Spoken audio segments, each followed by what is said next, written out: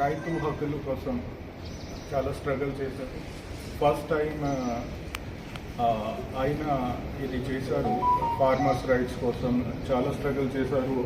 వేరే అదర్ రెవల్యూషనరీస్ని కూడా ఇన్స్పైర్ చేశారు. ఆయన అప్పుడు నల్గొండ జిల్లా, ఇప్పుడు వరంగల్ ఉంది, అక్కడ సో చాలా యంగ్ ఏజ్లో ఈ స్ట్రగుల్ చేయడం జరిగింది అండ్ చాలామందిని ఇన్స్పైర్ చేయడం జరిగింది.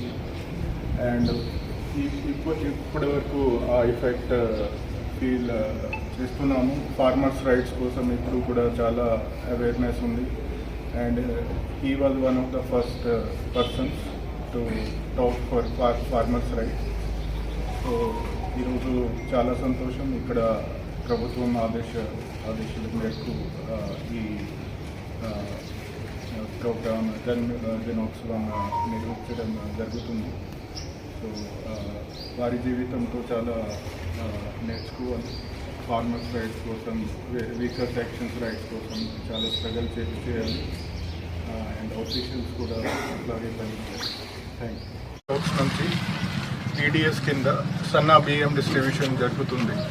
కామారెడ్డి జిల్లాలో ఇప్పుడు వరకు 47% డిస్ట్రిబ్యూషన్ కంప్లీట్ చేయడం జరిగింది.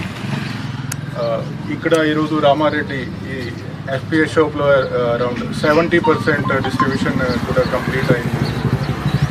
ఈరోజు బెనిఫిషరీస్తో కూడా మాట్లాడడం జరిగింది.